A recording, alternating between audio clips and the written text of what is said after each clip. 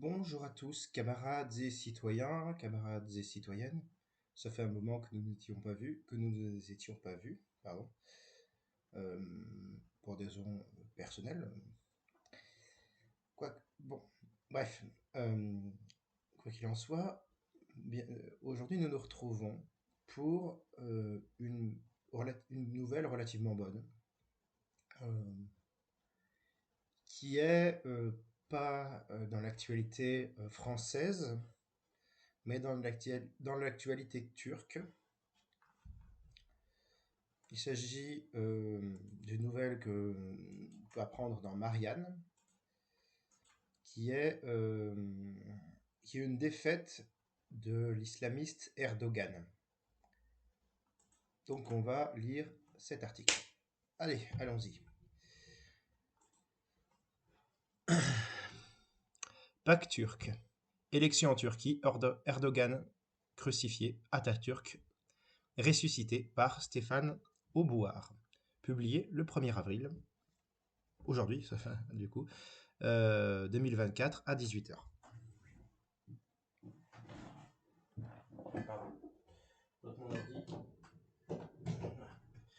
Euh, alors, euh,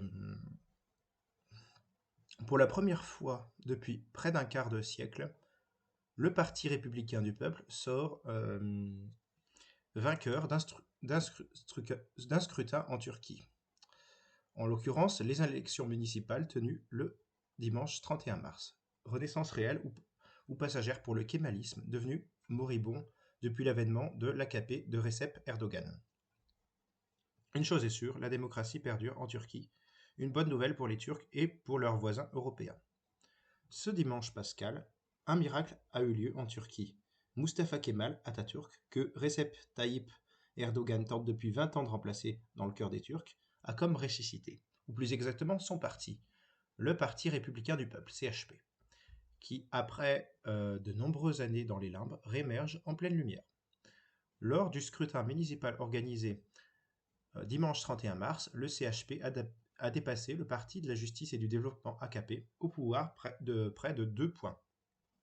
Un succès d'autant plus marquant que la formation kémaliste n'avait plus atteint les 25% depuis 2 décennies, que ce soit à l'occasion d'élections locales ou nationales. Pour ce parti historique, créé il y a un siècle par le père de la nation turque, la Renaissance semble cette fois-ci actée. Certes, la seconde place obtenue l'an dernier par Kemal Kilis Daroglu, le candidat kémaliste lors de la présidentielle avec quasi 48% des voix, annonçait déjà une façon de renouveau, mais comme lors des municipales de 2019, les bons scores obtenus par le CHP n'étaient pas liés au seul mérite de sa politique et de ses candidats. Ainsi, l'an dernier, le HDP, gauche turque, interdit de présidentielle, avait appelé ses électeurs à reporter leur voix sur le candidat kémaliste. En 2019, le scénario était quasi semblable. À l'époque, Erdogan avait fait destituer la majorité des maires du HDP, élus en 2014, et avait vu le CHP l'emporter à Ankara et Istanbul. Dans le cas stambouliote, Ekrem İmamoğlu, vainqueur en mai, avait dû attendre juin et de nouvelles élections pour être élu officiellement, après que l'AKP a demandé l'annulation du premier scrutin. Une claque d'ampleur. Cette fois-ci, rien de tel. Rien de tel. Certes, comme à l'habitude, l'AKP a encore fait de bons scores parmi la diaspora largement cornaquée par les réseaux Erdogan. Mais vivre en Turquie, ou être le porte-voix des islamo-conservateurs en dehors du pays, n'est pas le même métier. Les chiffres ne mentent pas, car le HDP présentait ses propres candidats lors de ce scrutin. Aussi n'a-t-il pas reporté ses voix en direction du CHP, ce qui donne une ampleur inédite au succès électoral de ce dernier. De surcroît, outre Istanbul, Ankara et Izmir, restés dans le giron kémaliste, Recep Erdogan a subi un revers dans la quatrième plus grande ville du pays, Bursa, jusqu'alors fidèle au reis. L'incapacité du chef de l'AKP à juguler l'inflation qui frappe la Turquie depuis près de 3 ans s'est retournée contre lui. Le miracle, finalement, eût été que l'AKP l'emporte à nouveau. Reste à savoir désormais comment le chef islamo-conservateur va encaisser la défaite, si le miracle démocratique perdurera dans le temps.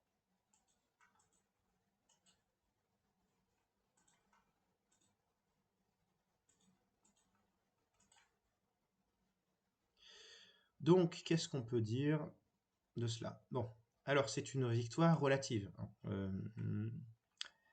en Turquie, c'est-à-dire que déjà c'est une victoire relative de ce parti républicain du peuple. C'est un progrès contre ce petit tyran qui est Erdogan, qui est un islamiste.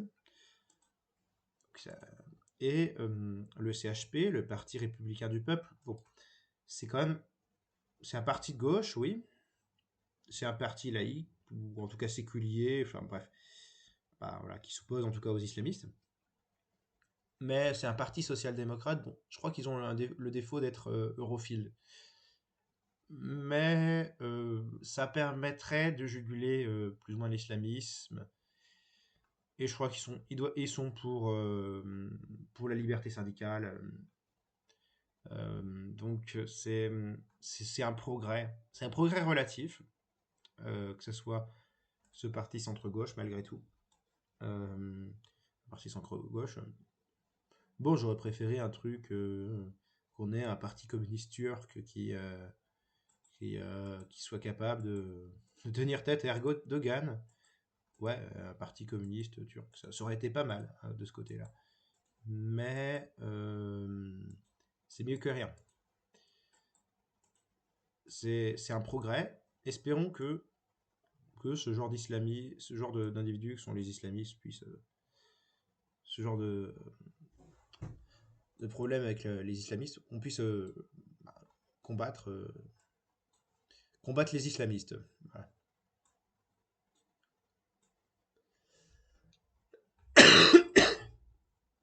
Pardon. Euh,